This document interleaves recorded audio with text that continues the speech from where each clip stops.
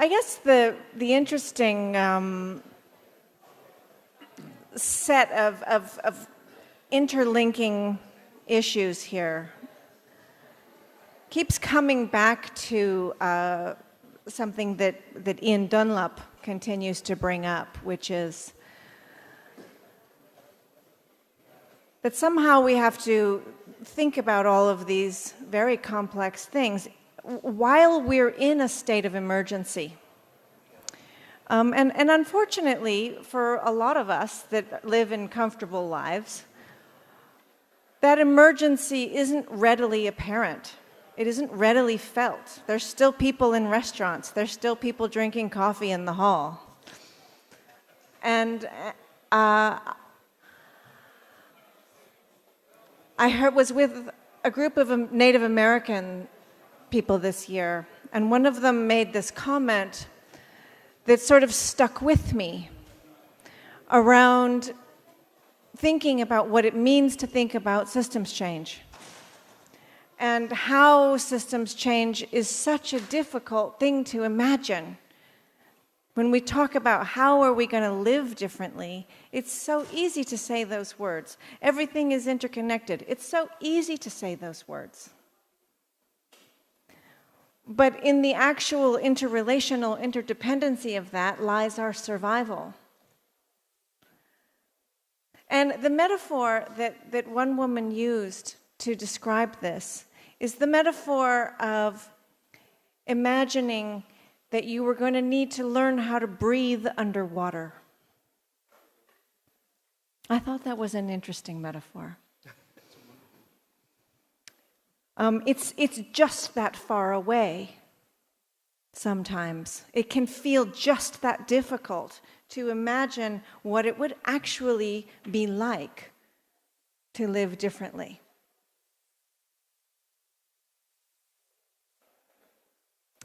Another metaphor that comes up again and again, Robert Costanza brought it up yesterday, and it's certainly central to my work, is the metaphor of addiction, which is not so dissimilar from that metaphor of learning to breathe water. When what you imagine survival requires, i.e. going to your job, paying your bills, feeding your children, paying your mortgage, your rent, getting on airplanes, driving your car, all of those things that we do, when what you imagine survival to be has to be completely reorganized, and you can't imagine reorganizing it, that's not so dissimilar to the experience of someone who is dealing with a substance addiction or a behavior addiction. Right? It's not as though it isn't known that these habits are destructive. So why do we do it? Because we keep doing it. And every time I hear these projected timelines, okay, we've got to get the SDGs in place by 2030, and we're going to, stop carbon investment by 2020. It's always just around the corner, There's always just a little bit more time to think about it and get used to the idea and prepare for it. And on the one hand, that's realistic, because you can't just turn the Titanic on a dime. But on the other hand, it's exactly what someone says when they're trying to quit smoking. Yeah, I'm going to quit smoking next week. I'm just about to do it. It's just right around the corner.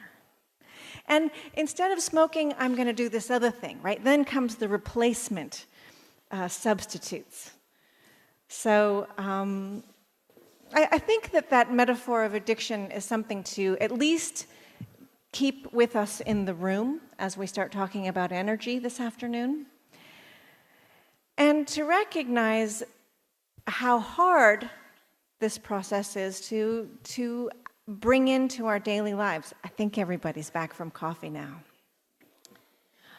So we have a panel of 4 this afternoon.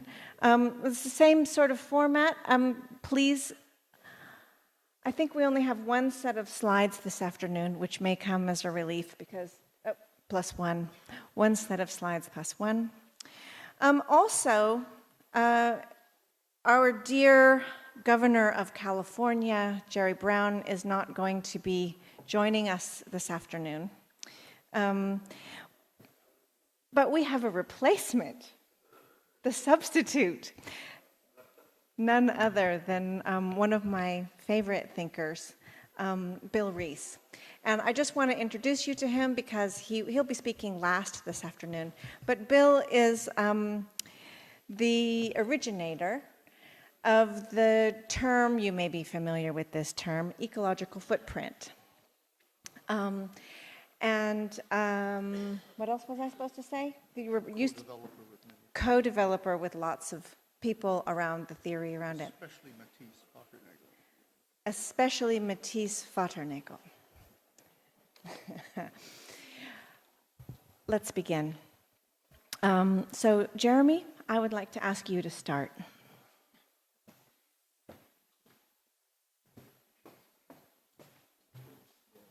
Thank you.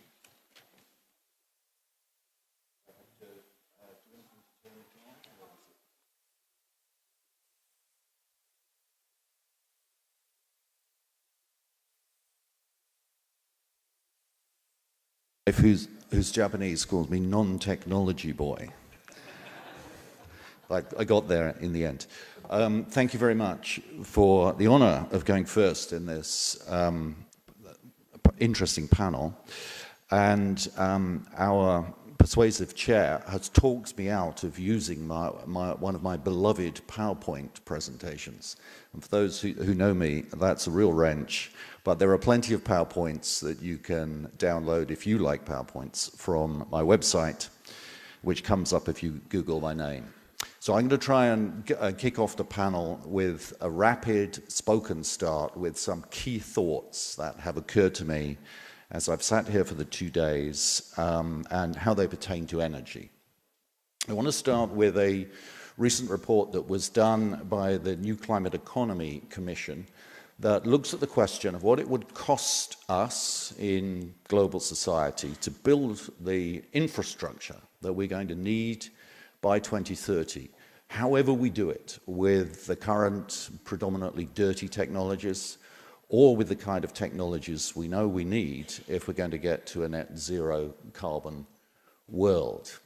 And the answer to that question is $90 trillion, pretty much either way you do it. There's not a lot of saving in putting the infrastructure in, other than, of course, all the costs of climate change, climate ruin that you abate.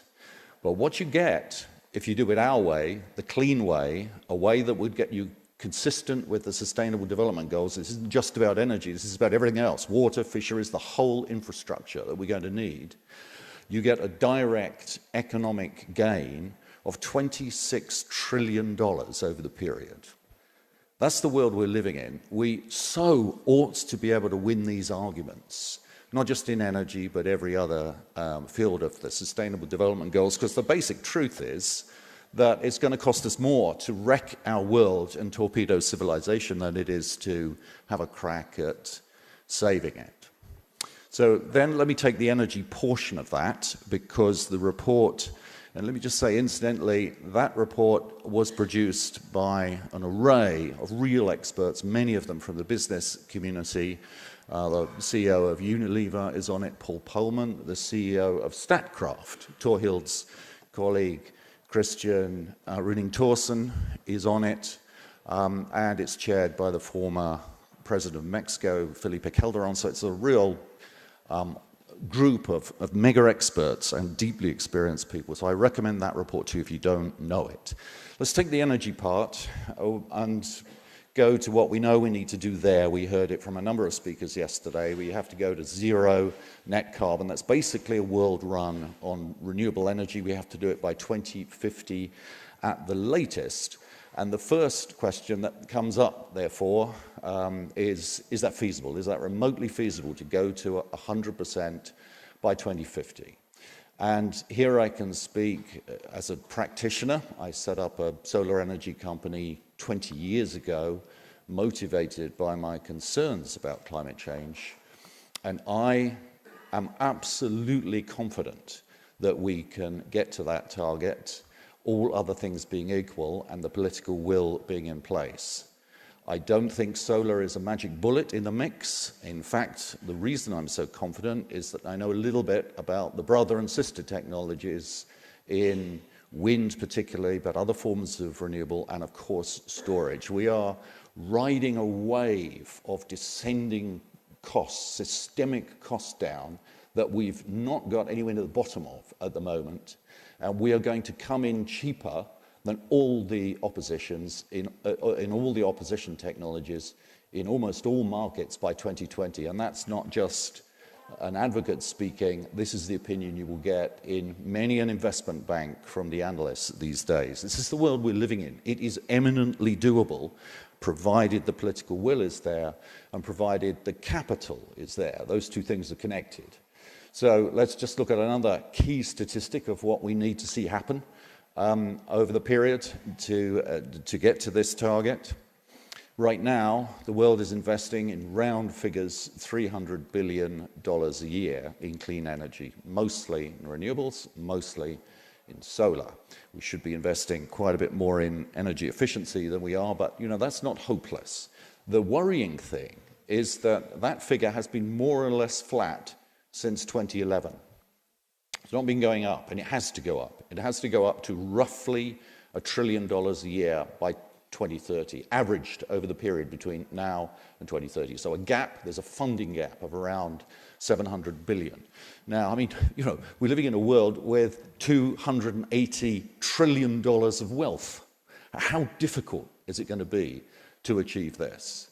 Okay, we've got $250 trillion of debt as well, but that's another question. That this can be done. And again, the excitement that one feels on the cutting edge is just how close we are to these takeoff points. It's not going to take much to make the capital markets dominoes fall and free up that extra $700 billion. I firmly believe we're going to see that too. Don't want to understate it. There's still a lot of backward-looking people in the financial services industry who are not listening to the messages and certainly not acting on them. But that, I believe, we will see change over the next few years. Which brings me on to the political will. Is the political will going to be there? And a number of speakers have talked about that. And it's a matter of great concern for the business community, I think, because we would be guilty of denial if we didn't acknowledge that there is a general drift to the right in politics, and with that, a drift away from the seriousness of intent that those of us who were in Paris on the last night of the Paris Agreement saw from governments. So it's good, therefore, that there is such an array of non-state actors beginning to engage really well and systemically. Not to be overstated, but plenty to work with here. And we saw that at the summit in California that Jerry Brown, sadly not here, organized a couple of weeks ago. You've got states like California taking on tough targets. You've got thousands of cities taking on tough targets and acting on them.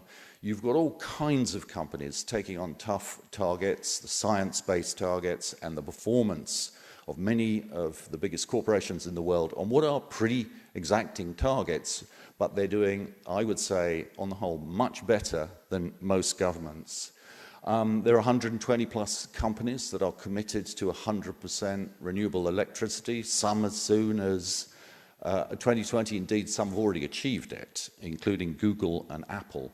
And then you've got all the community action, the fact that if you put together all the renewable energy community projects in Germany, they would sum to the size of the 14th biggest energy utility in Europe, and on and on. So I think out of that, one can construct a positive analysis as well.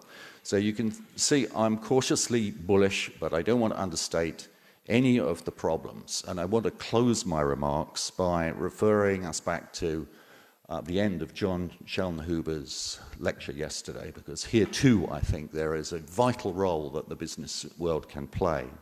And for those of you who weren't there, it was a picture of that beautiful Michelangelo painting in the Sistine Chapel of God and man and the fingers just about touching.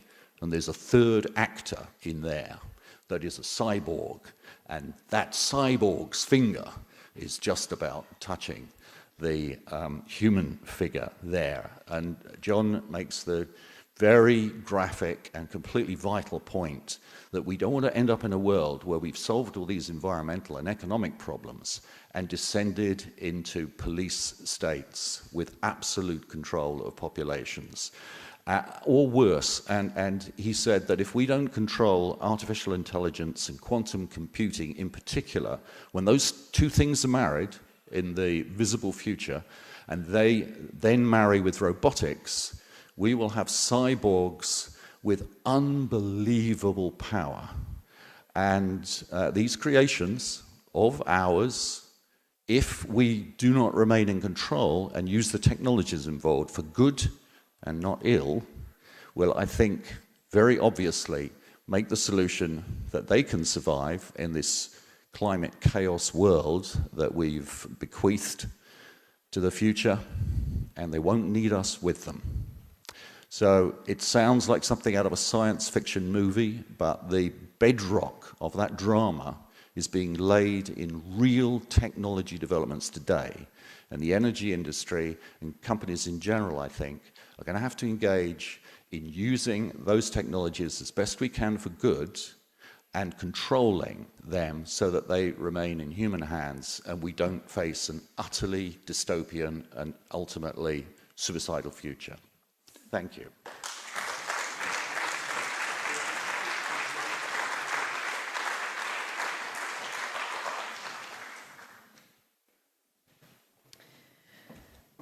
Our next speaker is Thor Hilde, who's coming in from Norway. Thank you. Thank you very much, and thank you for the invitation. I'm honored to participate in this celebration. Since the first publication, Limits to Growth, the Club of Rome has created a special place in people's mind, a place for respect, curiosity, and concern. Congratulations with the 50th anniversary, and I would like you to look back, yes, here in 1968, 50 years ago. The world was actually quite different from now. 1968 was a dark year. The year was the assassination of Martin Luther King and Robert Kennedy. You remember the Soviet invaded Czechoslovakia.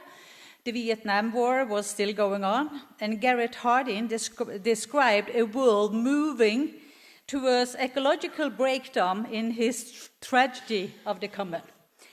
Against this background, your club, the Club of Rome, met for the first time. Against this background, you wrote the Limits to Growth, and this points towards a brighter tone.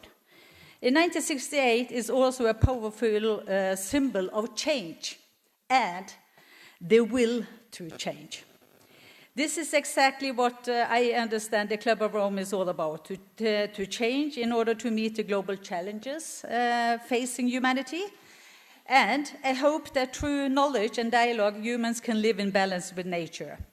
And we need this hope and the will to change no more than ever. The last IPCC report on the impacts of global warming of 1.50 degrees is a timely reminder of the need for change. However, I have hope. Think about the development we have seen for the last 50 years. The leaps in education, development, and freedom from poverty. Think about the progress we have made through international and multilateral cooperation, be it in common trade rules or in climate negotiation. This is why I am hopeful that even if we are facing backlashes in international cooperation, even if we face increased protectionism, and even if we face enormous challenges with regard to climate changes. If we look to the next one. Oh, yeah, here it is. Also, the development within energy has been rapid, especially the last decade. 50 years ago, the energy mix was primarily fossil-based, consisting of coal and oil. The development of nuclear power was in the beginning in the European countries, in the US, and also in Russia. The European Union actually has its roots in the coal and steel union amongst Belgium and Netherlands and other countries, as you know. Now, exactly, the European Union is the very region leading the way with an energy union, setting high ambitions and targets for emission cuts and transforming the energy sector. The company that I have the pleasure of being a chair for the board of directors is Europe's largest producer of renewable energy. We conduct thorough analysis of the development of energy markets. Understanding of the market is crucial for our value creation.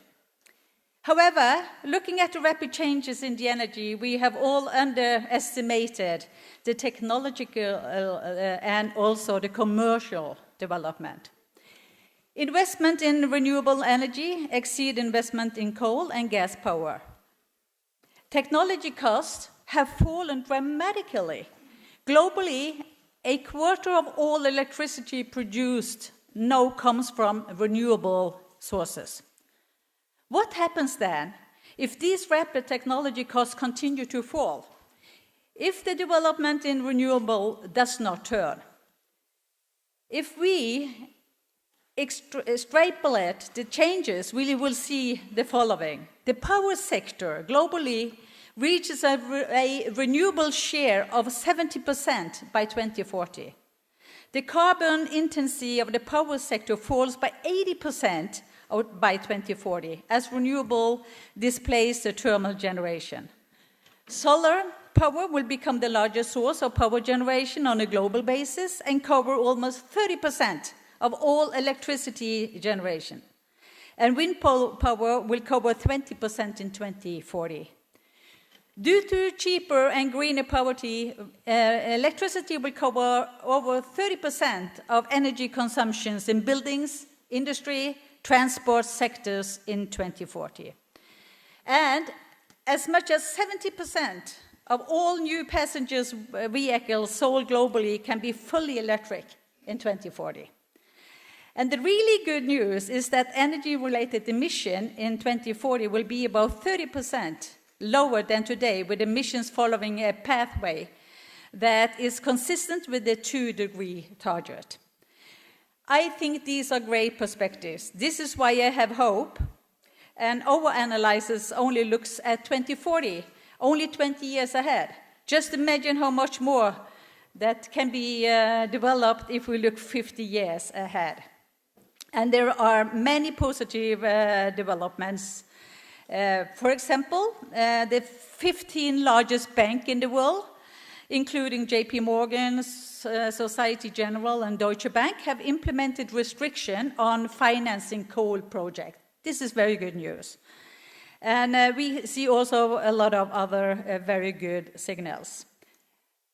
And if we look to the third picture I have, 3 years after Paris, the question is, of course, can we make it in time? The latest IPCC report is not, of course, for optimism, but it is possible. We need countries to move in the same direction. Global challenges require global action. And especially now, with the world facing new challenges, big migration, climate change, we need multilateral cooperation more than ever. And some countries must take leadership. EU, China, and others. Not everything needs to be put on a global scale right away. I believe that there is a lot of things we can do in the different regions as well, and everything will help. The Paris Agreement is a big step in the right direction. This agreement commits all countries to contribute, not in the same way or the same effort in size, but commit to contribute. In December in Poland, we will get the first signal whether countries are willing to step up their commitment from which we already know that they are all too little to keep global warming below 1.5 degrees. And in order to turn solution into collective actions, we need good incentives for all decisions to be taken by industry and business. That also means we need well-designed markets to provide market signals to all participants. And we need a global carbon price. We need good and effective markets. Let them work. Design them well. 2018 is not 1968. We have come further in many regards, but we also see steps back. And we are faced with the biggest challenges of them all, how humans can coexist with nature in a sustainable manner. We need you, the Club of Rome, to continue your important work, to turn warnings into hope and possibilities, to advise us how to change behavior, and not least, require action. I'm looking forward to the discussion. Thank you. Thank you. Francesco.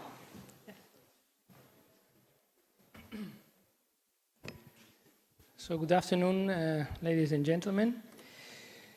I was given as a present when I was in high school this book, The Limits of Growth.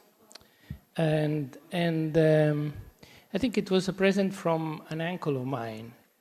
And I kept reading this book the first time, and then over the years, several times. The book is still in my home, so I still have it. And with these graphs, you know, A, B, B, B, C, C, C. At that time, I had no clue of what I was going to do in my life. I was not aware of climate. I was not aware of what work environment I was going to be in. I was just a guy in high school enjoying life. So it's kind of a shock that I find myself speaking at the Club of Rome after 50 years. So it's very strange. That said, you know, let's have a little bit of reflection over one thing. There are still in the world, I guess, more than 100,000 people that think that the Earth is flat. For sure. I'm sure there are more than 100,000 people that think that the world is flat. And I think there will be always someone thinking that, because the experience visually is that the world is indeed flat. And I think that we should stop worrying about how many people are not convinced about what's happening to the world and what's happening to the Earth, to our planet, because of climate change and the man-induced effects of climate change. Let's stop worrying about that, because it's no more really material. What we observed in the last, I would say, 10 years is a step change in one major direction, which is driven basically by a force that I believe is largely out of control, which is the evolution of technology. Technology's evolution, in my opinion, is something that has its own organic pattern nowadays, and it's probably a Faustian exercise, and I would say also an exercise of incredible arrogance to think that we can materially influence the direction in which technology is evolving nowadays. It's simply too big, too complex, and self-feeding. But what we observe is that in the domain of energy, which is the one in which I happened at the end to direct my career, we observe what Jeremy and Thorhild have just explained. You know, the unstoppable, apparently, penetration of renewable energy into the generation part of the value chain in electricity, at the expense of other fossil fuel alternatives. And I'm using the word alternative intentionally, because this is now how this was the word that we used to to define renewable energy. For many years, this was conceived to be an alternative energy form. I think this is now mainstream going forward, and the other stuff is alternative. Every time there is none of renewable that we can use. It's true what Jeremy said and what Thorhild said. The reduced cost of the hardware and the improved performance of the same hardware combined are such that the cost of generating energy from renewable energy sources is increasingly beating the marginal cost of generating energy with existing infrastructure. That's a tipping point. Not new infrastructure. No one is really thinking about building new infrastructure on fossil fuels nowadays. But existing infrastructure, they defend their space. Now, this is a point in which the marginal cost of generating energy with existing infrastructure is beaten by new renewable energy power plants. When this happens, a technology wipes out the other one. It's just a question of time. And of course, what kind of obstacles politicians or regulators want to put in this path. But even if they do that, at the end, reality prevails all the time.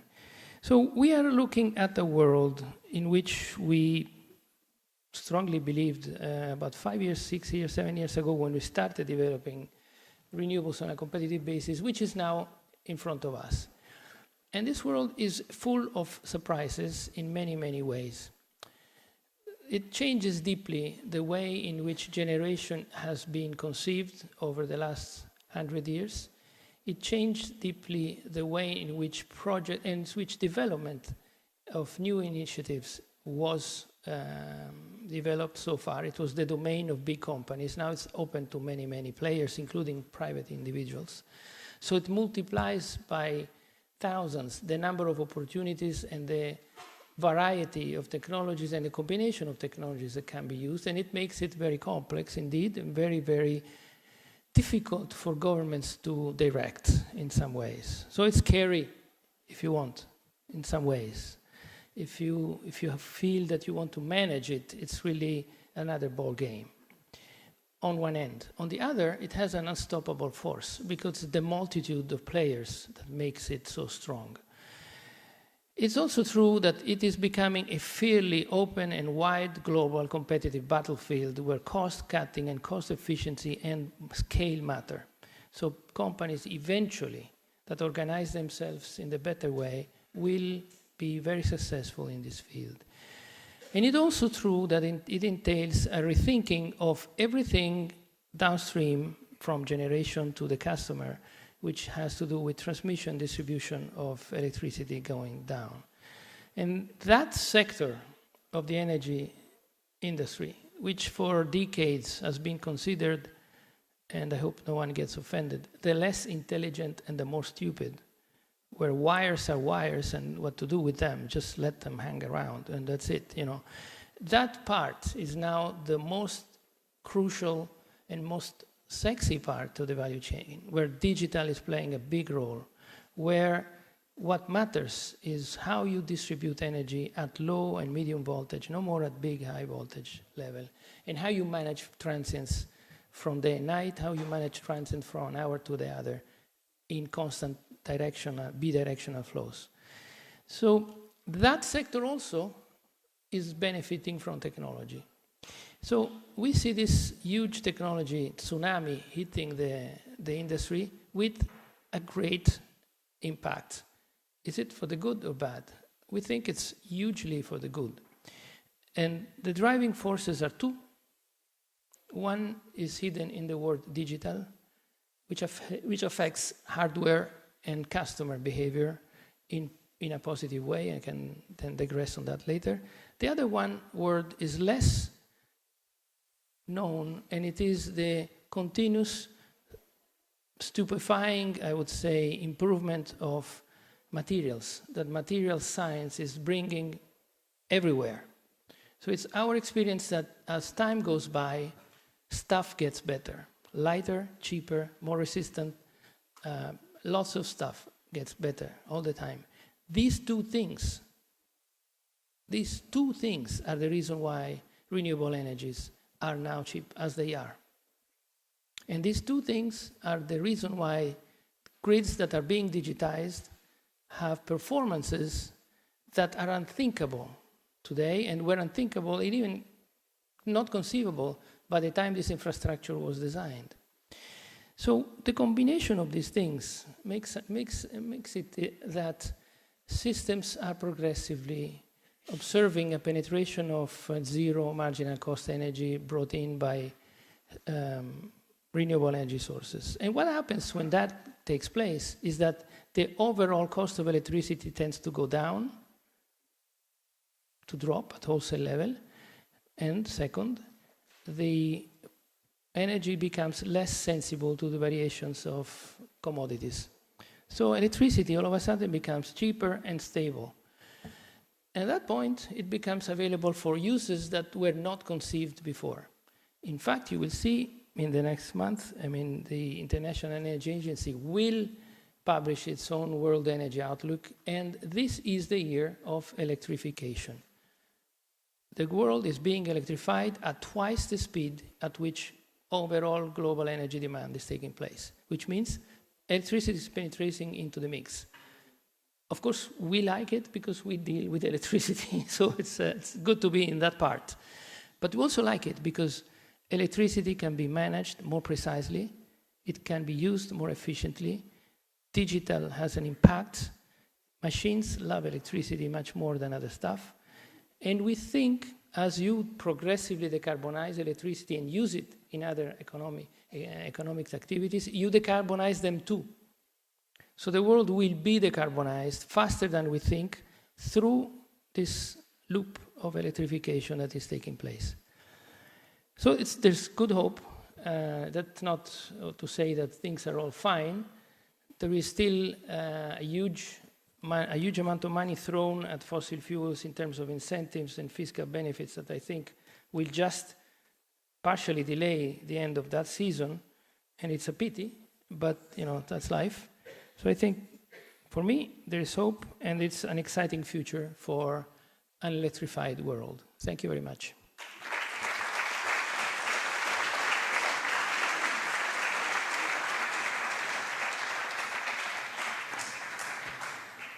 So our next speaker, Bill Rees, I guess I just want to invite you to approach this from another direction, because I feel sort of, as just a human being, as a mom, I get really worried when I think about the fact that we have to actually incentivize survival. That troubles me. As Ian was saying, this is a context of an emergency situation. And we can ask ourselves, do societies run on energy or do they run on economies? In this place where economy and energy and technology are all coming together, in the form of basic needs. I live in Sweden. Not having any energy in Sweden is a cold reality. Maybe I go back to California. But there's no water. So Bill, I invite you to come at this from a completely different direction, and let's stir the pot. Well then. Now for something completely different. I am not well prepared because I was only recently asked to take this task on. It took me several hours, actually, to get over the fact that I'm not Jerry Brown. I hope you can also leap through that dimension and listen to me for what I have to say as not Jerry Brown. What I want to do is to try to put my remarks and everything else we've heard for the last few days in the context of Schellenhubert's challenge, because I don't really think the seriousness of this has sunk in. We're talking about a 50% reduction in our primary energy use in a 12-year period during which we expect economic activity and the population to grow very significantly, 20 or 30%. This is a virtually impossible challenge for reasons that I will get to. At least I will get to some of those reasons. But we're in a situation that I would describe as a conundrum because we don't really understand the problem we are trying to solve. We do not understand the problem we are trying to solve. I'm going to just touch on 3 elements of that from the perspective of an evolutionary ecologist. So the human being, the human brain, if you will, evolved in the context of small tribal systems. You might expect in the course of a lifetime to meet a couple of dozen other people. Your home range would be a matter of a few hundred square kilometers at most. You could not, even with all of your cohorts, have a serious impact on this local environment. It was understandable, comprehensible, and one's tribe could adapt to those local environmental circumstances virtually indefinitely. Once the Maori settled in New Zealand, or better still, the Aboriginals in Australia, they managed to survive in their ecosystems for some 50,000 years. We're on the verge of wiping ours out in a matter of a couple of centuries. So there's something wrong here.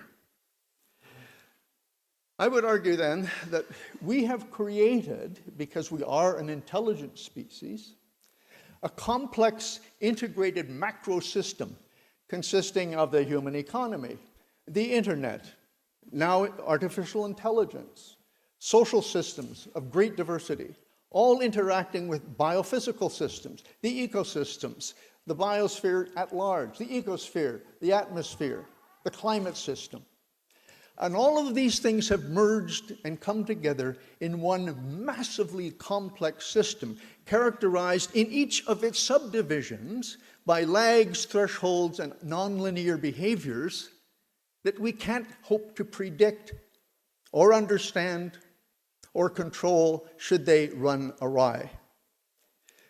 So basically, I'm going to start by saying we have created a world in which we have lost control. It may not have gone beyond some tipping point yet, but when it does, it won't matter because we won't be able to do anything about it. We won't even know which levers to pull, if you want to put it in mechanistic terms. The second point I'm going to make may surprise some of you, but again, it comes from this evolutionary perspective. And that is that the dilemma, the predicament in which we find ourselves is an entirely natural phenomenon. All right? It's an entirely natural phenomenon. We do not like to think of ourselves as a species of animal. You are animals. You are animals. You are not primarily rational in any of your behavior. Now, most of us are academics or scientists or whatever, and we tend to believe we are rational, but if you've been paying attention in these debates, you will see that emotion and instinct and a variety of defensive mechanisms, all sorts of things that operate subliminally below consciousness, have a much greater effect on our individual and much greater effect on our group behavior than does rational intelligence. Now, let me give you just an illustration of what I'm getting at here. Every species has the inherent biological capacity for exponential growth in a rich environment. Every species, including humans, will expand to fill all available or accessible habitat. Which species on this planet has the largest geographical range among vertebrates? They're sitting in your seats. Okay? It's human beings. And a few rats and mice that follow us around picking up the leaves. All species tend to consume all available resources. All species tend to consume all available resources. Now, humans are better at both of these qualities or behaviors than any other species because of technology. Our technology enables us to access petroleum 4 kilometers below the sea surface and another couple below the bottom of the sea. We're scraping, literally, the bottom of our earthly barrel for energy resources. So we're simply getting better and better than other species at extracting and pillaging the ecosystems that would sustain us. Okay? pardon me. Like all species, human beings are thermodynamic entities. We are energy dissipators. Every species seeks out sources of energy by which it constructs itself. We are self-organizing, self-producing systems that extract energy and organized matter from our ecosystems and use them to produce ourselves and all our accoutrements, and in the process greatly increase the entropic damage done to the external environment. So the negentropy that we produce in our own bodies and in all of our infrastructure is at the enormous cost of a great increase in the entropic disordering of the environment in which we live. Now, we operate according to something that a mathematical ecologist developed early in the 20th century and was refined by Howard Odum. So Lotka's recognized, listen now very carefully, that successful individuals, species, and ecosystems are those systems that maximize their extraction and efficient use of energy from their ecosystems. Successful systems are those systems which maximize their extraction and efficient use of energy from their ecosystems. I gotta grab my water. Okay, any questions? Would you repeat that? Yeah, right. Okay. This operates then in a competitive environment. And human beings have competitively displaced most other mammalian life. Human beings now have gone from much less than 1% to 36% of the biomass of mammals on the planet. And when you throw in our domestic livestock, that is increased to somewhere between 97 and 98.5%. All of wild vertebrate nature, at least mammalian nature, is reduced to 1.5% of the remaining energy flow through natural ecosystems. Again, human beings are inordinately successful at the evolutionary game of competitive exclusion through the acquisition of energy.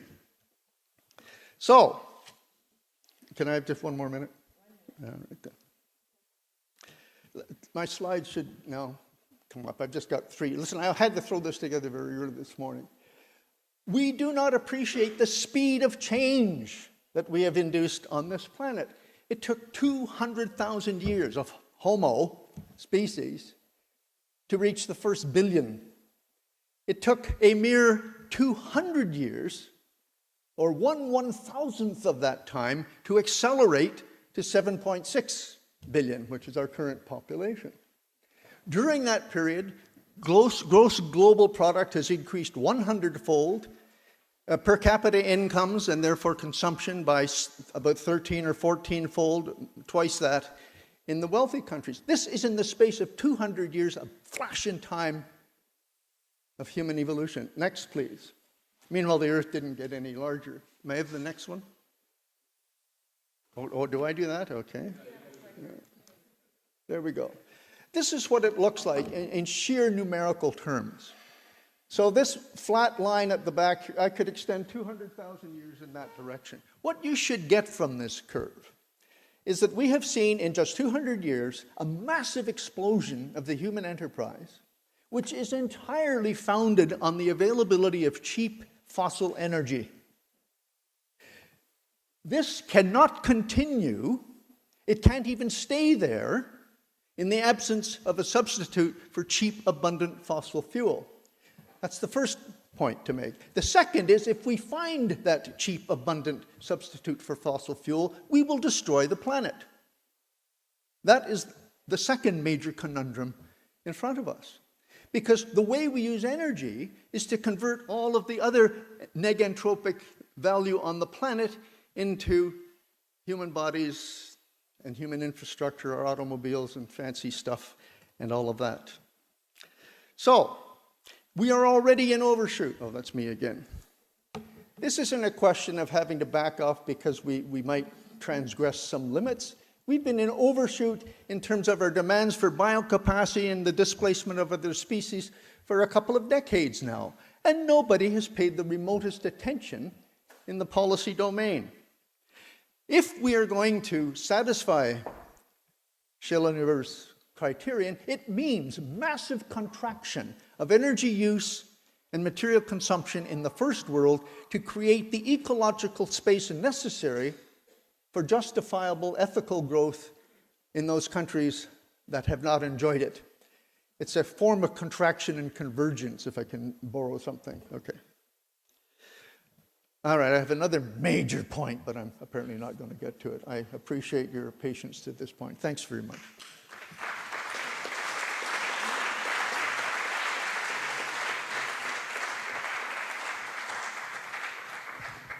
So we find ourselves back where we started.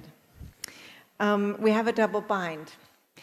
And on the one hand, there's all this positive possibility of creating new energy. And on the other hand, there's the possibility that we might use that energy in ways that would actually use more ecological resources and extraction and create deeper habituated consumption. I recently learned that in the etymology of the word consumption, if you ever get a chance to look this up, you might be fascinated to learn that consumption does not mean to use or to take in or those things that you think it might mean. Consumption actually means to destroy by separating into pieces that cannot be put back together. Isn't that interesting? So no wonder when we start to think of citizens as consumers, this is a problem. Okay, so obviously energy is at the heart of all of this. It is arguably one of the most critical issues of this moment. And I think I'd like to start with the floor and then come back. Is that okay with everybody? Is there anything burning? Okay. Oh my gosh, this game again. Anders, I'll start with you. It's not fair, but yeah. I mean, I don't know what to pick because Bill's final comments, of course, are very, very challenging. But I'd like to ask Jeremy in particular because you alluded to the investments since 2011. Yearly, roughly $300 billion US for primarily renewable energy. And because of the fact that the capacity of those technologies and the price have gone up and the price have gone down, it means that more is installed every year, but still it's at a too low level. In the climate emergency initiative that we have been preparing, we talk about a tripling of investments in terms of renewables before 2025. You said 2030, it doesn't matter so much. But the really tricky issue, and I leave Bill's issues to the side for the time being, is if we really want developing countries not to get stuck in the coal-based economy, we really need to reach out to them because development means access to modern energy carriers. If they do not have reasonable renewable capacity, they will develop coal and gas and oil. So what according to you, and maybe all of you would like to respond to that. I mean, we know that the technologies are there, the financial resources probably are there, but these investments are looked upon as too risky. So what needs to happen? What would the recipe look like to really beef up renewable capacity in as many low-income countries as possible?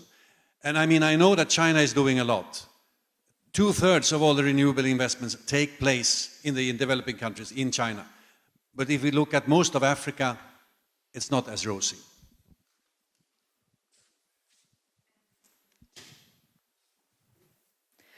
And I'd like to allow you to speak for just a moment. We had spoken before, Mr. Lior, Niam Lior. Thank you very much. Very pleased to talk to you. I had to promise. Can you hear me? Okay. I had to promise Nora that I'll mention the words complexity at least once, and I will start with that. I work in energy for many years, and it's very interesting field because there are continuous changes. You know, you cannot write a set of notes or write a paper based on what was happening last year. So I collected a number of major game changers which reflect on what we should think about in the future, and also as to what is the value of modeling if there are game changers all the time. So the simplest one, in fact, which you probably don't even consider as a game changer anymore, but it's a good example, it is the postponement of the peak oil situation. Many people, companies, scientists, researchers, and so on, have developed their whole career on the prospect that there will be peak oils very soon. In fact, Nixon's administration had a peak oil and a plan for energy independence for the United States to begin in 1985. So that didn't happen, and we also know that it's not going to happen anytime soon from the data that we have.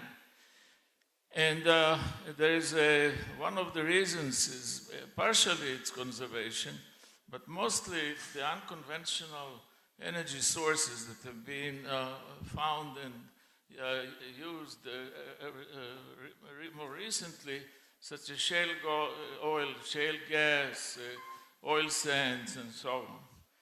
So we have another problem, which is a game changer, is the ruinous fluctuations in the price of oil. It goes to the ratio of about 1 to 6. Anywhere in the last 2 years or so, it was anywhere between $25 or so a barrel and up to 147. It is impossible to develop any energy technology with this competition. You don't know what to aim at. If you build a solar energy system and the oil goes down to $25 a barrel, you're cooked, okay? We cannot also design, because we design plants for 25, 30 or more years, you know, so we don't know whether to emphasize the energy efficiency or the low capital cost. And this is something that can be done by policy, okay, and everybody is afraid to do it. Accelerated decoupling of energy use and the GDP. I don't like GDP just like any of you, okay, but in fact that's what they use because it's the simplest evaluator of economic development. But in the past it was obvious, all the economists predicted that if you want to have a higher GDP, you must use more energy. This is not true. There are many countries that have proven it, okay, and except for the very low energy consuming or low GDP countries. Okay. Transition to energy independence of the US is a very new phenomenon. Don't tie Trump with it and don't boo me, but it does help for world peace and stability. The United States can now export energy, in fact. And back in the 70s, we didn't know if we'll have enough, and there were all kinds of bad plans and so on. No. Yes. We need to keep the conversation going through the room. Make one more point, and then let's continue. Do you have a question? Sorry? Do you want to bring a question in? No, I can tell you one more thing.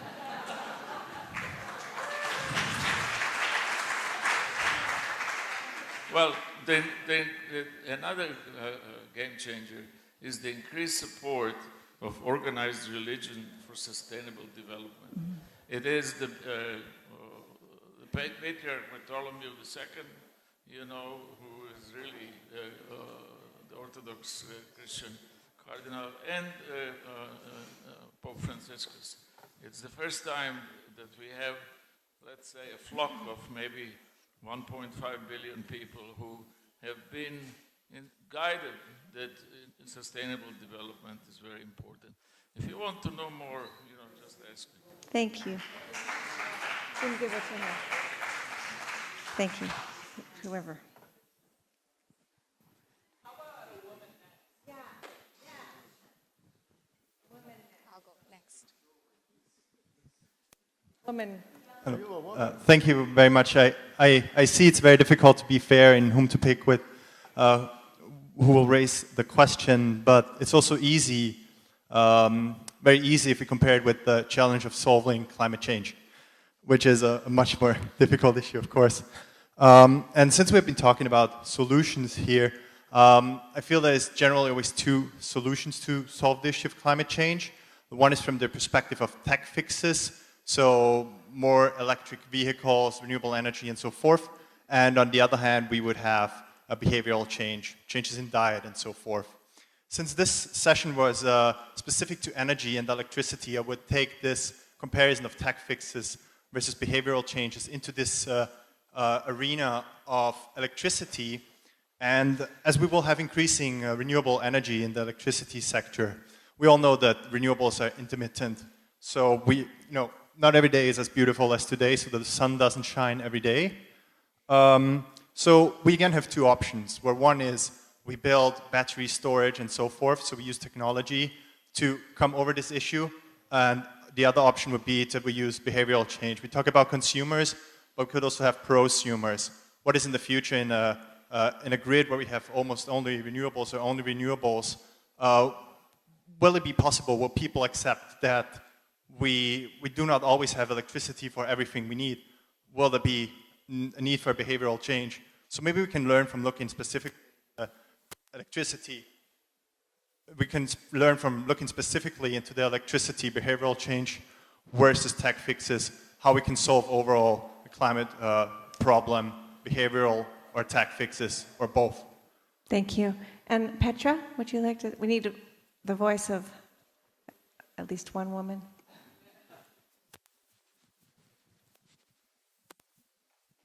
I have a question to Jeremy and to Thorhild.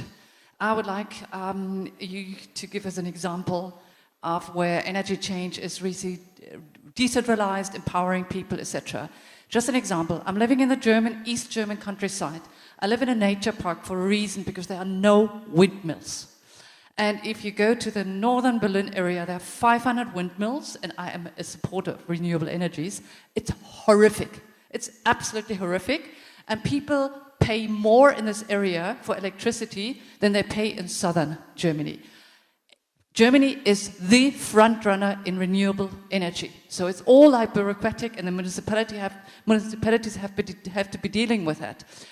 Aurelio Peccei, in Limits to Learning, said 1977, when we do the energy transition to renewable energy in exactly the same way we've been doing things in the past, it's not going to work, and it's not going to solve the problem.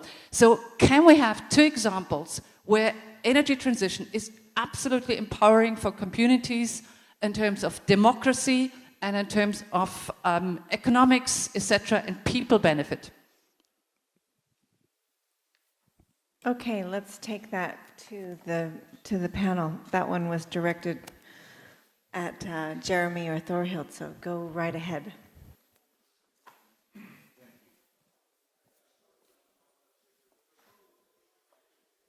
Press. Yeah, there we are. So let me try and respond to a couple of the points that were made, including the last one, and just an overall thought about Bill's presentation.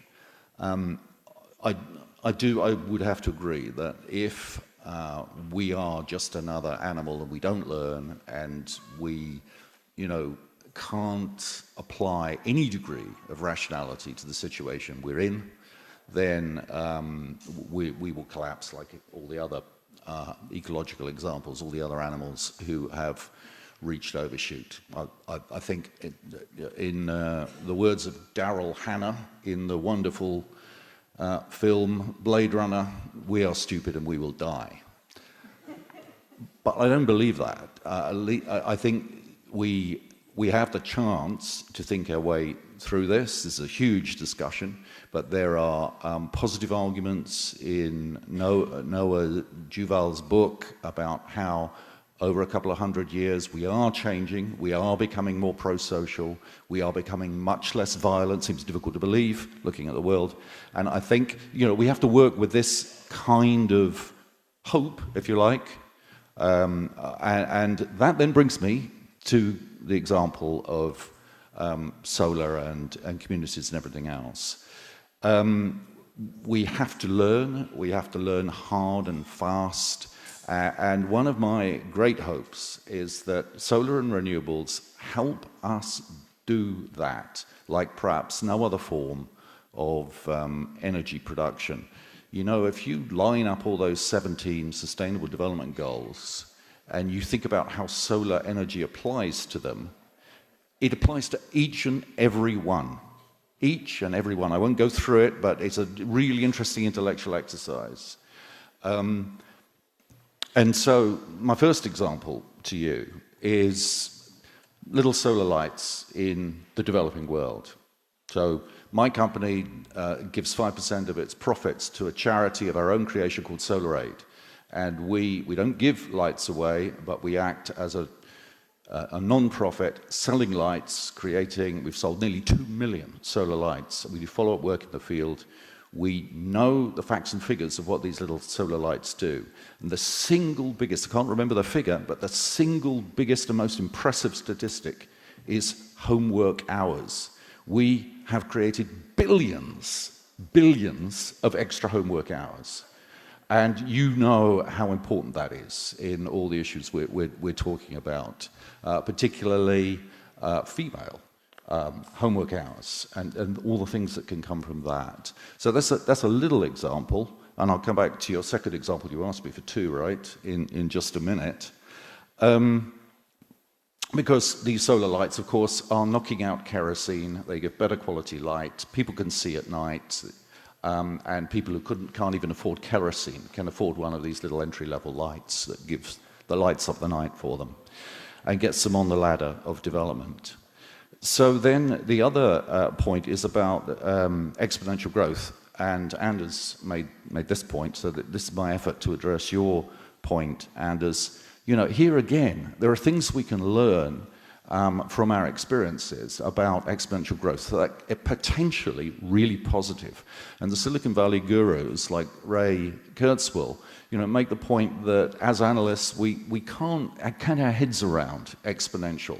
And that works in a positive way as well as a negative one. So right now, solar energy is what? Well under 2% of world energy. And the amount of solar deployed has doubled 7 times between 2000 and now.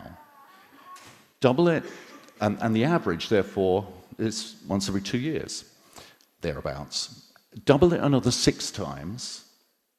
You can do this on an Excel spreadsheet. And what do you get?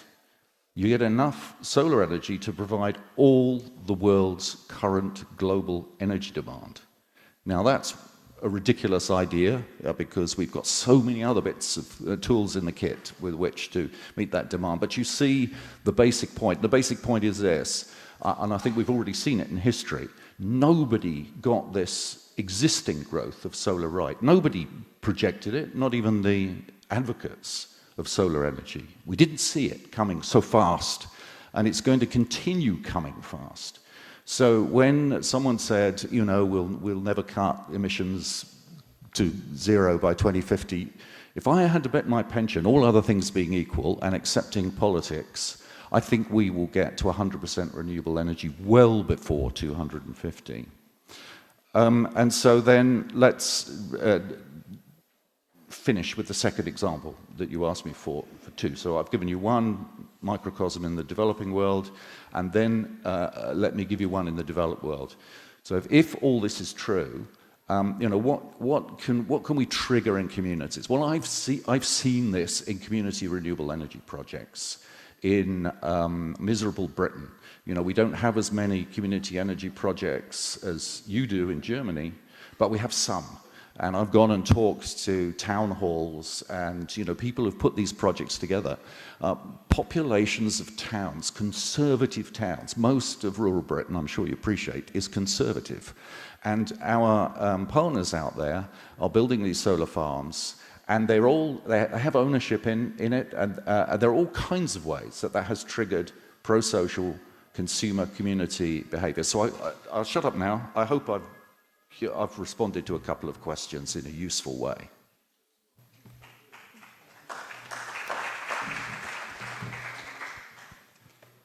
I think Jeremy, he answered the most of the question, but I was thinking about when in 2004, 2005, I was the Minister for Petroleum and Energy in Norway. Everybody was focusing on how we could produce more, how much more oil and gas could we get out of our shelf. Nobody was thinking about the huge potential that actually was there regarding renewables. Even though Norway all the domestic use is actually coming from the renewable in Norway. We don't use gas domestically. We don't use the oil that is actually coming from the shelf. But I can see some changes now because people are focusing on how they can use more and more, and they are willing to both look into how we can get the system more efficient, but also focusing on the broader picture of the renewables when it comes to the wind and solar. And regarding the price, I'm pretty sure that we have the cheapest price in Europe, in Norway, even though we are connected to the rest of Europe in the price systems. But I see that I really believe in the market. The more renewable we can get into the market, the price will go down. I really believe in people because when the people think they can do something, they do it themselves. Look into, for example, the solar today. The more and more people back home, I see in small community, they are invested into it themselves. They would like to have the solar panel on the roof, on their house, in the institution. And I think there will be a tremendous and radical changes also in the rest of Europe from the years to come in this regard. And I really believe that to open people's mind, give information like you are doing in this from this club, give the information from the politicians, make some statements. There's a good saying that said that people's mind is like a parachute. It does not work if it is not open. So we really have to open people's mind and give more information about what the alternative is. Thank you.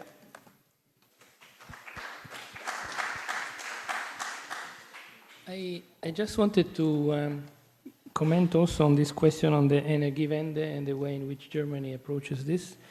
We are in many, many countries in the world, and we see this transition happening in different ways. And there are countries that are lucky simply. They have simply so much in energy resources that for them is easy. Like Costa Rica is one of them, for example. And they're small, and it's easy. There are countries that are not so easy, and Germany is certainly a complex, very heavy industrialized part of the world with a lot of energy demand. So the path is not simple. But if you take Chile in 6 years dramatically reduced the cost of wholesale energy, basically halved it, simply switching to on a competitive basis to renewable energy. And Chile has a heavy industry consumption, is a big country, has a difficult grid to manage, but they managed the transition in, I would say, an exemplary way. So there is something that you can, everybody can learn. So what does Chile have that Europe does not have?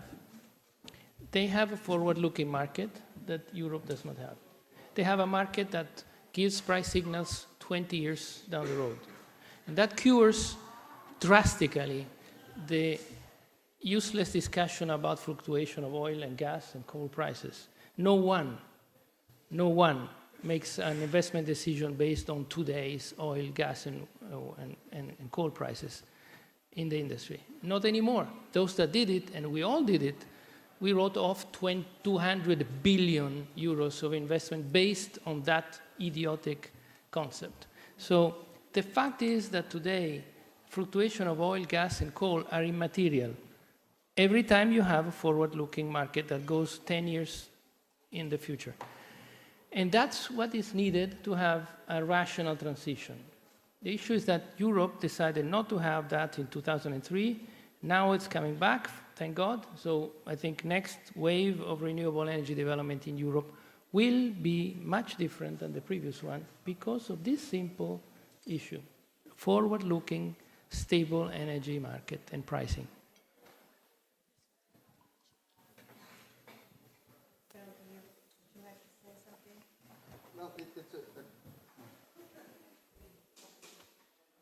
Oh, this one.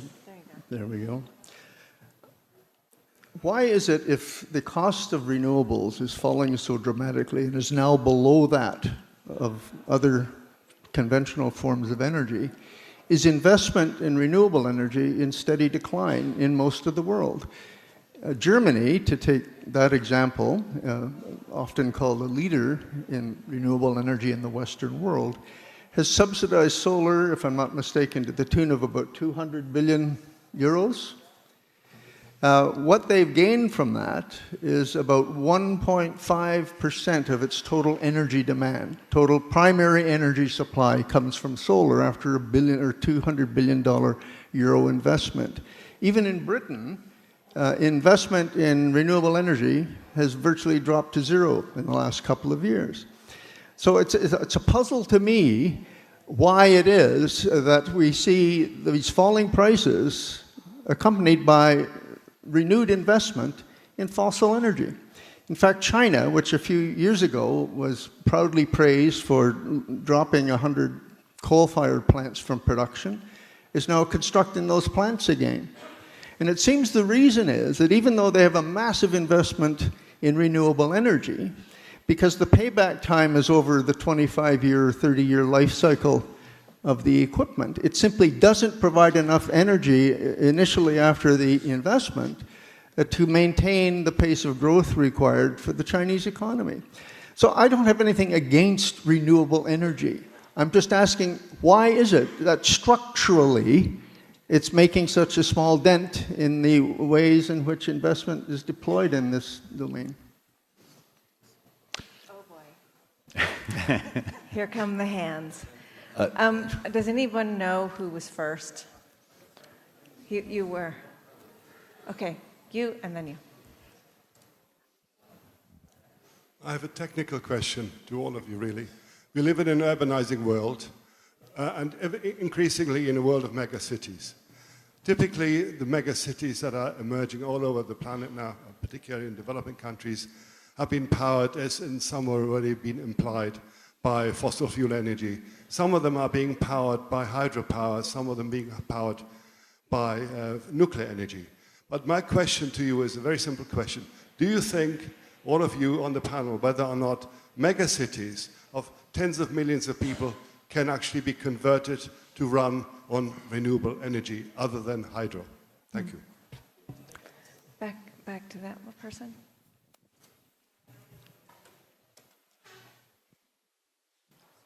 He was next.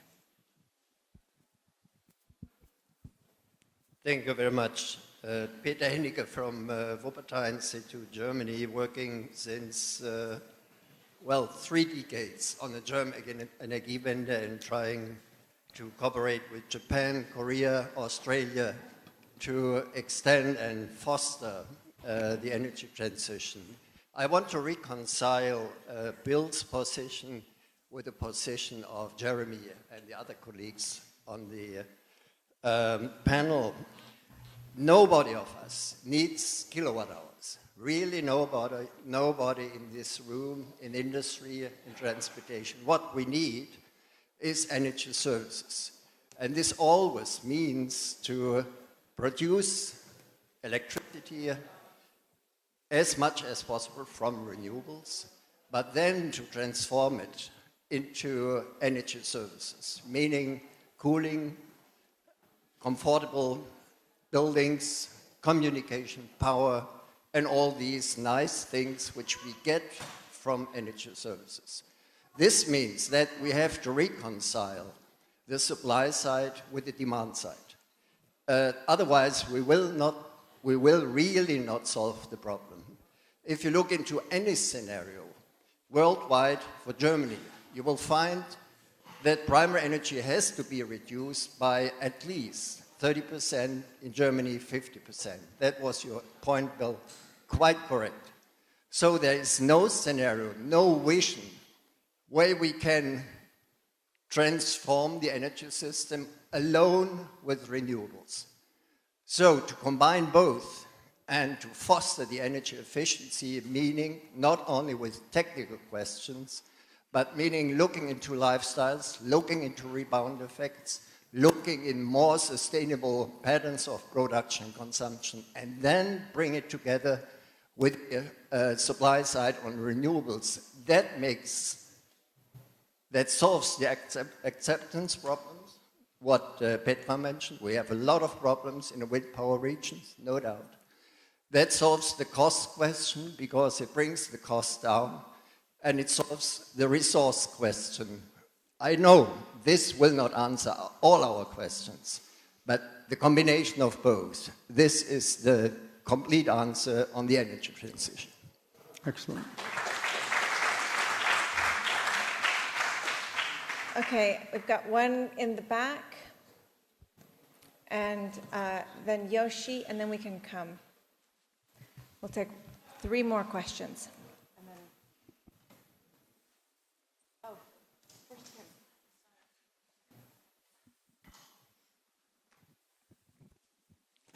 Hi, Piattelli, Italian Solar Association. Just I would like to have an impression about the possibility to have a global carbon tax in order to try to accelerate decarbonization.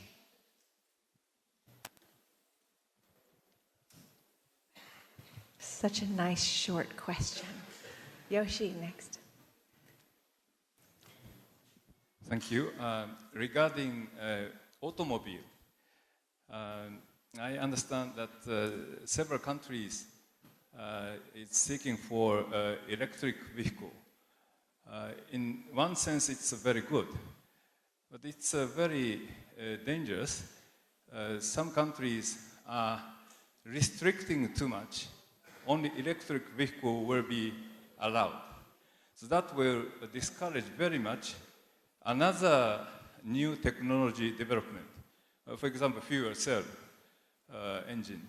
So rather, so if some in the future possible new technologies, we should not say restrict or disturb the development. So tax incentives are still should be given to such possible new technologies. That was proved in Japan about the 2000. After reforming the tax for low emission cars, for example, Prius, hybrid car, very much well sold, and then price were down, and then well distributed, all the emissions drastically down. So such kind of concerns is very important. Thank you.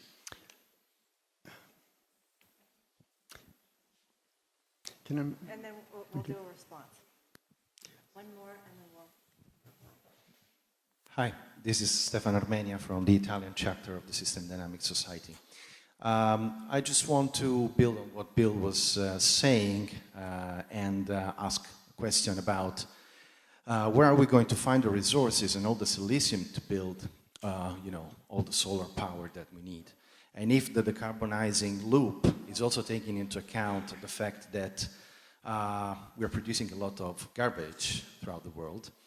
And second thing, I was wondering whether the aware use of energy can be, let's say, enforced by the fact that we can maybe educate the younger generations in also an aware use of energy, and by means, for example, of systems thinking. So how education from younger grades can help, and in some way to dance with the systems, as Dana was saying. And by the way, let me just make a small spot. We're translating this book in Italian for all the Italian readers. So how education can help? Thanks. Okay, bring it back to the panel. Bill, you had something you wanted to say? I'm struggling again with the feeling that what we're doing here is trying to maintain the status quo by other means. So we talked many times during the last couple of days about the need for radical change in our thinking, a new mindset, a new economic framework. But almost all of this discussion is about how we can use technology to keep going in precisely the same direction we're going right now. And I can guarantee you that if we succeed in that, it's the end of the ecosphere as we know it, and perhaps a variety of other issues.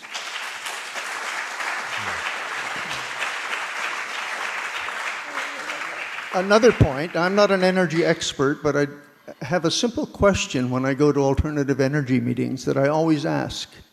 And that is, can your source of energy produce itself through its whole life cycle?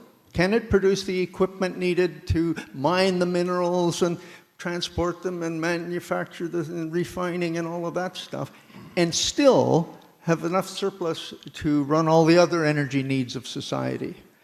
And so far, I don't know, I'm asking, has anyone ever asked that question about solar or wind or any of the other alternatives? To the best of my knowledge, the only energy source we have with sufficient density to do that is fossil fuel.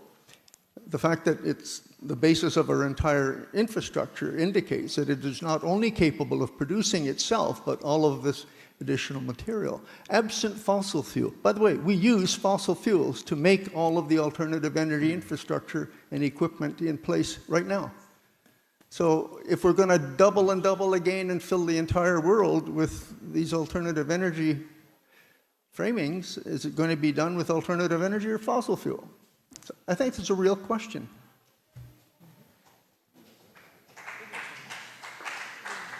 Perhaps I can answer that question right now, Bill, because we ran a factory that produces solar models. So we did this calculation because we wanted to keep track of that. And the answer is very similar to other answers that other manufacturers or other companies have found over the years, that the energy you need to produce a solar panel is basically the energy this panel is producing in its first year and a half of operation. So that's it. So that's the answer. But no, it's not the answer, because you're just talking... And maybe I should add one thing. There is a nice research that is it's titled Burning Sunshine. Burning Buried Sunshine, by Jeffrey Dukes of the University of Utah. You might want to look at Google and find out. It's a paper, so it's a paper. So this guy in 2004, so some time ago, found out that what are we actually doing on the globe is taking enough solar radiation that came in the geological eras that preceded ourselves, that has been transformed into carbon through the fossilization process, and use it. And it's an interesting paper. If you look at it, it finds out that a year of fossil fuel utilization is equivalent to about 13,200 solar irradiation years of eras ago. So obviously this is unsustainable. Obviously this is crazy. Obviously this produces heat, because it's as if you had in 1 year 13,200 solar years hitting the head on our planet.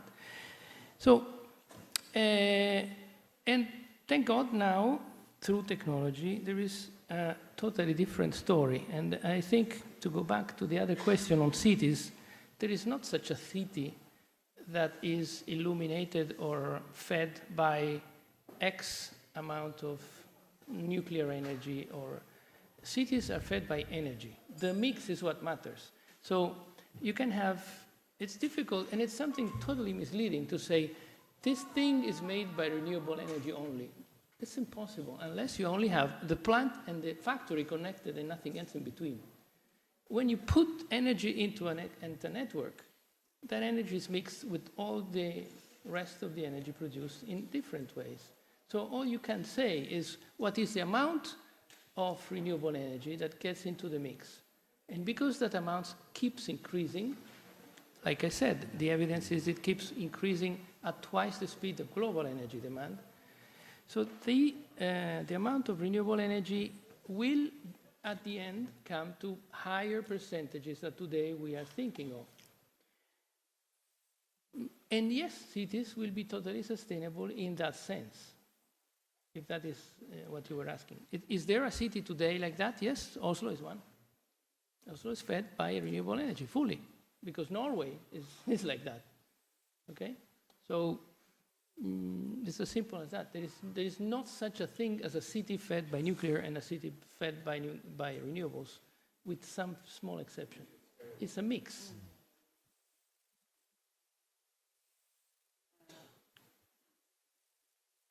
There we go. Do you have anything you'd like to add to that? Yes, thank you.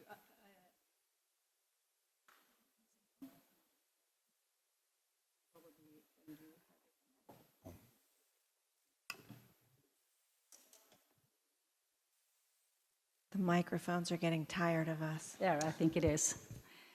First of all, I think it is very difficult to say when and if all the cities around the world will be or use only renewables. I mean, I'm focusing on the transport sector and the buildings, and I think it is the industry. It is has an enormous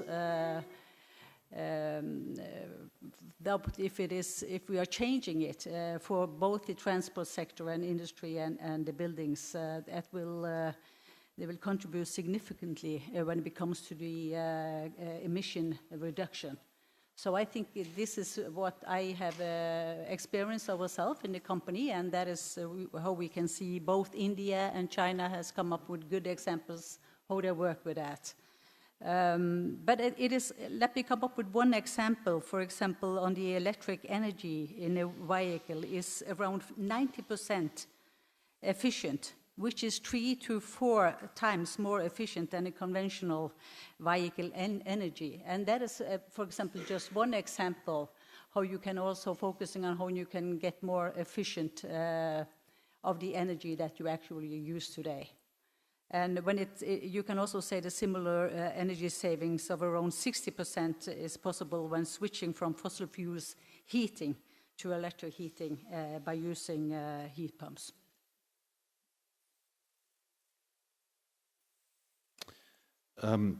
So many things, but let me just address two of the things that Bill said.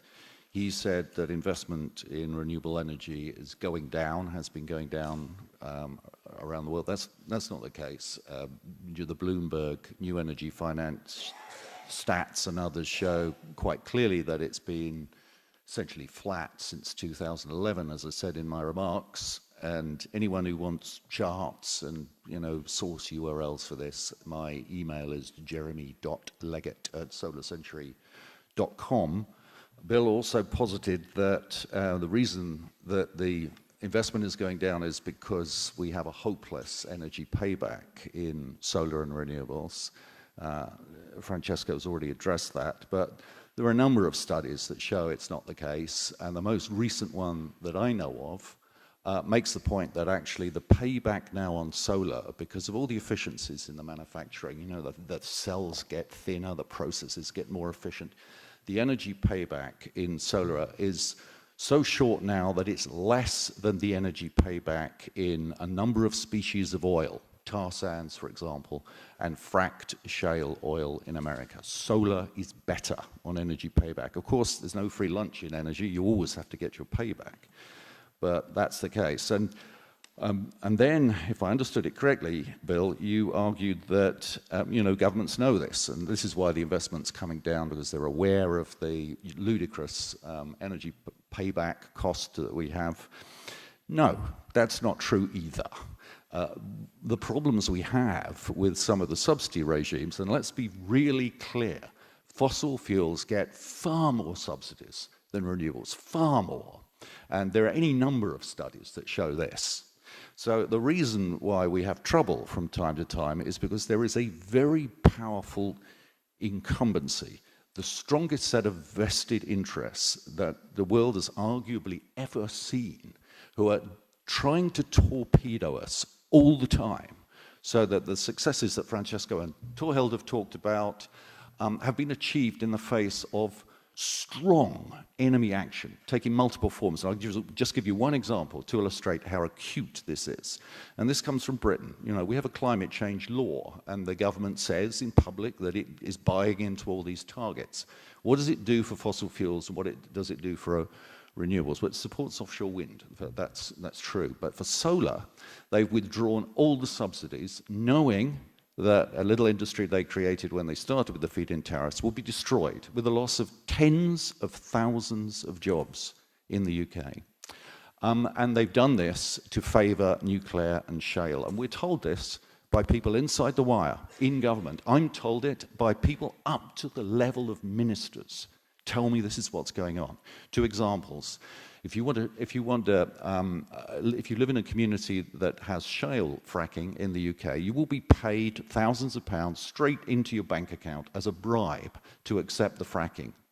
What do we get in contrast? In the solar industry, the government intends to stop paying even for unsubsidized export of solar electricity from solar roofs, from prosumers. Can you believe it? This is the truth. And the reason they do it is because the government listens to the incumbency. My company is the biggest UK renewables company in terms of overseas sales, if you believe the Sunday Times league table and these things. How many times have we been in to see the government, or have they come to visit us?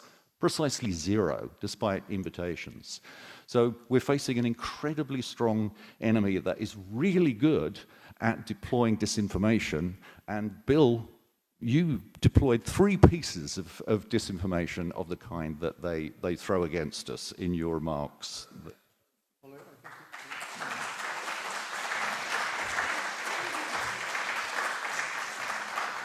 Hold on, before you get started. Just because I have to warn you, we are really at the end of the day, and this is going to be the last comment. So no matter this beautiful, rich discussion that's going to take place, you're going to miss most of it. So Bill, feel free to complete the discussion, and then we'll say goodbye. I'm not here to defend fossil fuel, and I think you slightly misrepresented some of my comments. I will, well, more than slightly. The question remains, and this is the thing I started with and I want to leave with. Can we reduce the use of fossil fuels by 50% in 12 years and still maintain the stability trajectory that we're on? That's all. And I suspect it's going to be a much bigger challenge than we've been able to talk about here this evening.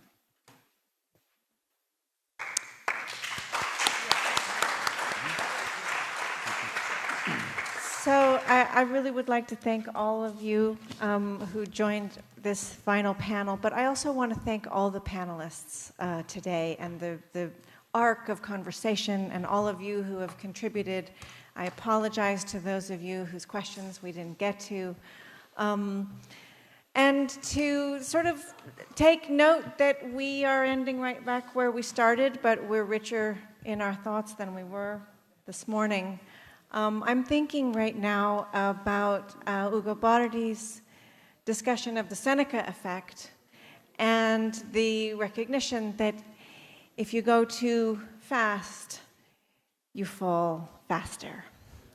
So back to that double bind of how we can both live in the world that we're in today and make the kind of radical changes that we need to make. Will we reach collapse because we change too fast, or will we collapse because we change too slow? And how do we find that perfect balance that Ernst talked about to bring it and ourselves and each other to a new way of living? There's a lot of work to do, and that's okay. Let's do it. Thank you.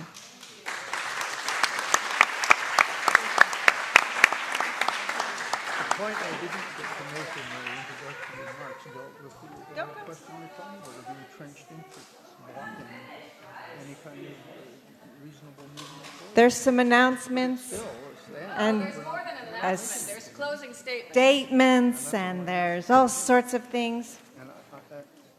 Okay.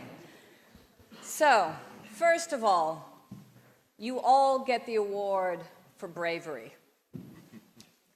Every single one that has stayed with us over the last 2 days, can I applaud you for listening, for participating, for being with us as we've moved through this very important celebration of the Club of Rome.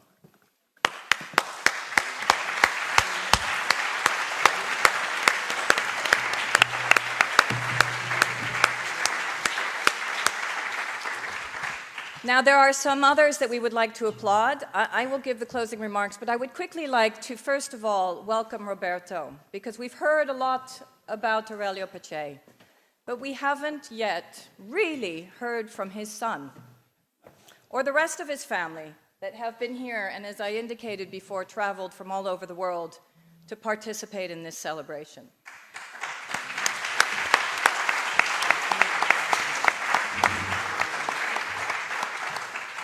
Yes, thank you very much, Sandrine. I mostly want to thank people for what happened here. This would have never happened if it wasn't for our sponsors, Paridla, Bulgari, CoR, Enel, and Sofidel, in particular for our biggest sponsors, which is Novamont, WWF, the Aurelio Pace Foundation, and ASVIS. So without that, we wouldn't be here. And without your enthusiasm, this would have been something entirely different. It's really a pleasure for me to see that the same crazy ideas are still going on. Very good. Keep making noises.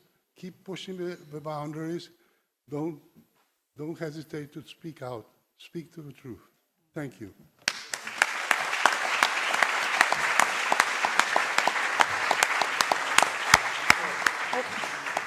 I did forget one person. My partner in crime in this was Gianfranco Bologna from WWF. He was back there. Thank you, Gianfranco.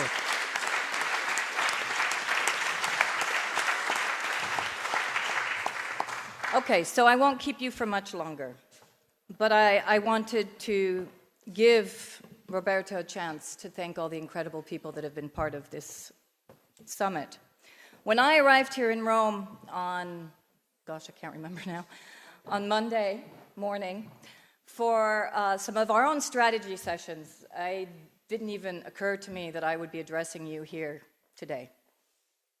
Myself and Raffaele, since our arrival, were then sworn in as the new co-presidents of the Club of Rome. And to be frank, it has been an incredible 2 days for us, an incredible journey, where we ourselves have taken on a responsibility of ensuring to all of you that we will try to be the best leaders that we can be, but also to remind all of you that leadership is about both a following and ensuring that there are more leaders along the way. So don't throw it all on us. And I wanted to remind you that, again, it can't be all on us, because already we're leaving this room now with 10 actions. So I announced 6. And they're huge. We already have a relationship that's developing with the Italian government around education. We have a continued relationship with the city of Rome, where the mayor has embraced us and indicated that she would like to work with us. And a lot of this is, again, thanks to all the organizers and the funders and the partners who have made this possible. We have a series of other relationships that we're now developing with faith groups, which I announced, as well as media groups, which I also announced.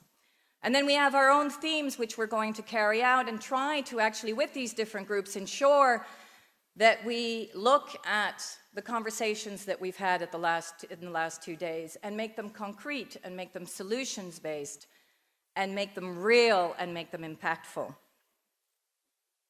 We have offers of funding, because to be frank, the Club of Rome, most of us, in fact all of us, are pretty much unpaid. We come because we believe in the Club of Rome. The Secretariat, however, needs to function to organize us, and that's absolutely fundamental. So what are those other actions that I promised you? Well, one of the most beautiful actions actually was developed yesterday when I asked for a call to action from the youth. And I was honored enough to be able to spend a bit of time with them in a bar not far from the Vatican, where I thought a few students would follow me and we'd go and have a couple of drinks. We ended up overflowing out of a bar, being between 30 and 40 people, wanting to discuss the role and the possibility of the youth. And several people came up to me and I said, okay, I want you to self-organize, come up with an idea by today, and if it's good enough, and if we've looked at it and think it is possible, then why not announce it? So here it is, guys. Here's the offer that we've received from some of the youth in here, and they're still actually contemplating a bigger offer around a pledge that they're really ready to give. But the beauty of this offer is that they're not asking necessarily to be members of the Club of Rome. They just want to be empowered to be able to go out and speak to the rest of the world about how what we're saying resonates with them and is important to their generation. There's no ego here. And if I can remind you of one of the first things that I said when I welcomed you in, I said, please leave your ego out there and come in here with your heart. And the beauty of this statement is exactly this. And not only do they say they're ready to do everything they possibly can to maximize the impact, to work with the Club of Rome, to use social media, to speak across the globe to all the issues that we've just talked about, they finish by saying, and by the way, if you've already thought about this, that's okay, we're happy to join whatever you have. Not me, myself, and I have the option. That, ladies and gentlemen, is a 21st century Club of Rome.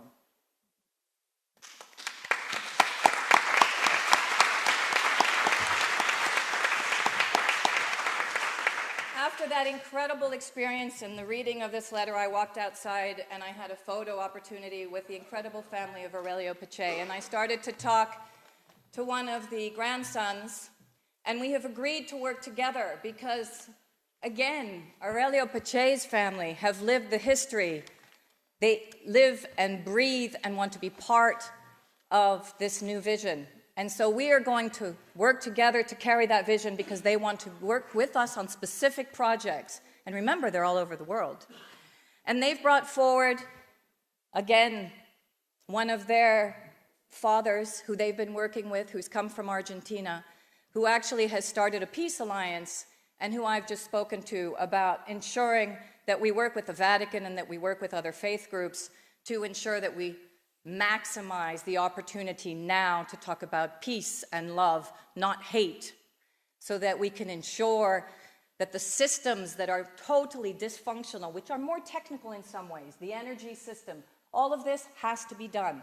But for the moment, and I think all of us as leaders, every single person on this panel who I know personally, and in particular Enrico and Thorhild and Jeremy, who I know even more, they might get accused for not going fast enough because they're part of the energy business. But I can tell you that some of the things that these people have done, the risks that they've taken, the way in which they've communicated to their peers have gone way beyond what many of us would have imagined 5 years ago. They are visionaries, and we need to work with them and push them and provoke them. But we also have to understand the pressures that they're under. And that also is the 21st century Club of Rome, ensuring that we work through some of those difficult conversations, not talk to ourselves, not create silos, not create echo chambers. Work with those that you're not used to working with in order to create that trust and that love and that confidence to work together in this very complex environment. So that, ladies and gentlemen, is how I would like to end. And sometimes I like to end in a little bit of a different way, so here's my attempt. I've decided to come up with a few invigorating phrases around the word love. So here it goes. It might sound a bit silly, and in fact, Herbie and I were kind of trying to find some words for V, which is not easy. I'd like to leverage individual and collective thought leadership. I'd like to open people's minds and hearts as the Club of Rome. We'd like to be the vector for value-based action and ensure individual and collective change. Because we don't have time, and I'll leave you with this.